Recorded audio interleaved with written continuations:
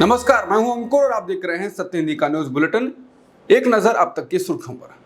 नई दिल्ली में आज नीति आयोग की बैठक हो रही है। इंडिया गठबंधन के लगभग सभी मुख्यमंत्री नहीं गए, लेकिन ममता बनर्जी गई थी। हालांकि वो भी बैठक को बीच में ही छोड़कर निकल आई। निकलने के बाद ममता ने कहा कि मैंने कहा कि आपको यानी केंद्र सरकार को राज्य सरकारों के साथ भेदभाव नहीं करना चाहिए। मैं बोलना चाहती थी, लेकिन मुझे केवल 5 मिनट के लिए बोलने की अनुमति दी गई। मुझसे पहले के लोगों ने 10 से 20 मिनट तक बात की। विपक्ष में अकेली गई थी, लेकिन फिर भी मुझे बोलने की अनुमति नहीं दी गई। ये अपमानजनक है। यह न केवल बंगाल का बल्कि सभी क्षेत्रीय दलों का भी अपमान है। केंद्रीय गृह मंत्री अमित शाह ने शरद पवार को राजनीति में भ्रष्टाचार का सरगना कहा था। इसके बाद अब शरद पवार ने भी पलटवार किया है और कहा कि यह अजीब है कि एक व्यक्ति जिसे सुप्रीम कोर्ट ने गुजरात से बाहर कर दिया था, वो इतने महत्वपूर्ण मंत्रालय का नेतृत्व कर रहा है। उन्होंने कहा कि कुछ दिन पहले गृह मंत्री अमित शाह ने मुझ पर हमला किया था और कुछ बातें कही थी। उन्होंने कहा था कि शरद पवार देश के सभी भ्रष्ट लोगों के सेनापति हैं। अजीब बात है कि जो आदमी आज देश का गृह मंत्री है, वो एक ऐसा व्यक्ति है जिसने गुजरात के कानून का दुरुपयोग किया और इसके लिए सुप्रीम कोर्ट ने उसे गुजरात से तड़ीपार करने का आदेश दिया था। इसे भगाया गया, वो आज देश का गृह मंत्री है। इसलिए हमें सोचना चाहिए कि हम कहाँ जा रहे हैं। शरद पवार ने कहा कि जिनके हाथ में सत्ता है, उन्होंने अपनी सोच नहीं बदली है। हम सभी को सावधान रहना चाहिए, नहीं तो देश गलत दिशा में आगे बढ़ सकता है। आरजेडी के राज्यसभा सांसद मनोज झा ने कहा कि अगर बीजेपी सोच रही है कि इंडिया गठबंधन के बीच कोऑर्डिनेशन की कमी है, तो वो गलत है। नीति आयोग क्या है?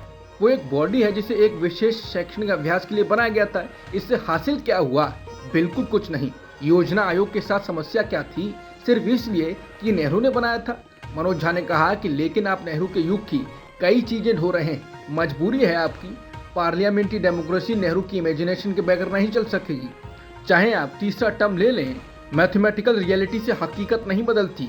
नीति आयोग एक फेल आइडिया है। हरिद्वार में चल रही कांवड़ यात्रा के मार्ग पर स्थित 2 मस्जिदों और एक मजार को शुक्रवार की सुबह बड़ी सफेद चादरों का इस्तेमाल करके छिपा दिया गया था। शाम तक जिला प्रशासन ने चादरें हटवा दी। पुलिस ने कहा कि जो हुआ वो एक गलती थी। हरिद्वार प्रशासन ने दावा किया कि उन्होंने चादर लगाने के लिए कोई आदेश जारी नहीं किया, जबकि हरिद्वार जिले के प्रभारी मंत्री सतपाल महाराज ने कहा कि ये उपाय किसी भी अशांति को रोकने और कांवड़ यात्रा ठीक से चलती रहे, इसके लिए किया गया था। बहरहाल ये एक तथ्य है कि मुसलमानों के धार्मिक स्थलों को चादर से ढक दिया गया। आप सांसद संजय सिंह ने कहा कि बीजेपी दलितों, पिछड़ों, आदिवासियों, अल्पसंख्यकों, मुस्लिमों, ईसाइयों, सिखों की विरोधी है। ये किसी के सगे नहीं है। उन्होंने कहा कि अगर ये ओबीसी आरक्षण बिल आया है और बीजेपी की मंशा साफ है, तो उन्हें बिल पास करना चाहिए।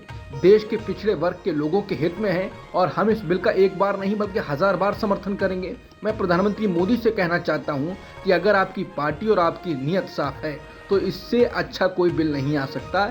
इससे भी ज्यादा इस बिल को पास करें। जनसंख्या के आधार पर ओबीसी के लिए आरक्षण होना चाहिए। इस बिल का विरोध करके बीजेपी ने अपना असली चेहरा पूरे देश के सामने उजागर कर दिया है। भारतीय सेना ने बताया कि जम्मू कश्मीर के माचल सेक्टर में एलओसी पर सुरक्षा बलों की अज्ञात लोगों के साथ गोलीबारी हुई।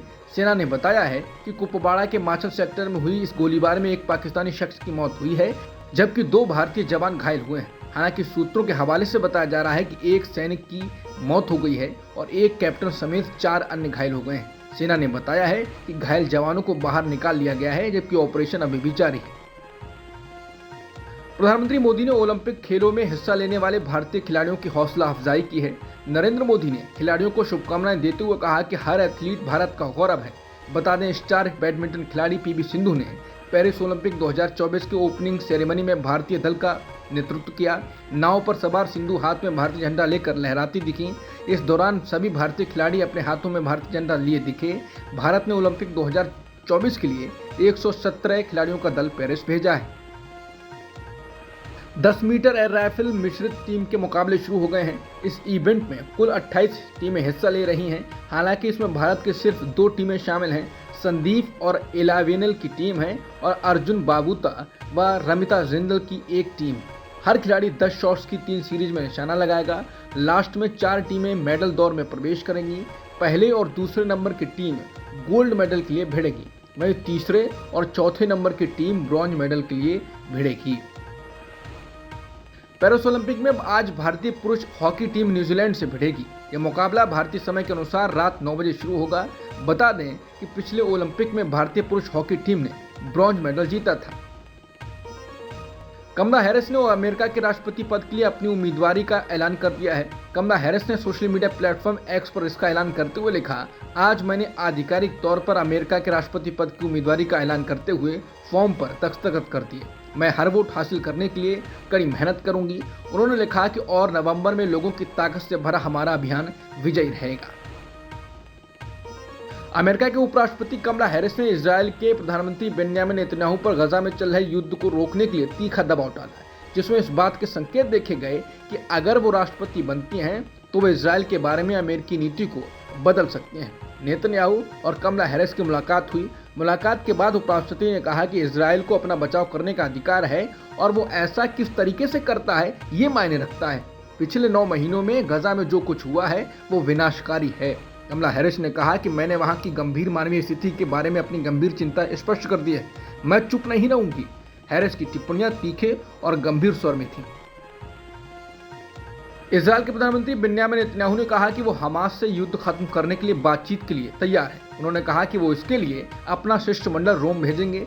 हालांकि उन्होंने अमेरिकी उपराष्ट्रपति कमला हैरिस के उस बयान पर टिप्पणी की जिसमें उन्होंने कहा था कि वो गजा में त्रासदी को लेकर चुप नहीं रहेंगे। फ्लोरिडा में पूर्व अमेरिकी राष्ट्रपति डोनाल्ड ट्रंप से मुलाकात के बाद नेतन्याहू ने कहा कि इजरायल इस सप्ताह की शुरुआत में बातचीत के लिए संभवतः इस सप्ताह अपना शिष्टमंडल इटली भेजेगा। हैरिस के बयान पर नेतन्याहू ने कहा कि हमास एक हद तक ये समझता है कि युद्ध रोकने को लेकर होने वाली बातचीत के मामले में अमेरिका और इजरायल में कोई मतभेद नहीं है। मुझे लगता है कि हैरिस की टिप्पणी का इस पर कोई असर नहीं होगा। अब तक की सुर्खियों में इतना ही। बाकी खबरों के लिए बने रहिए सत्यहिंदी.com के साथ।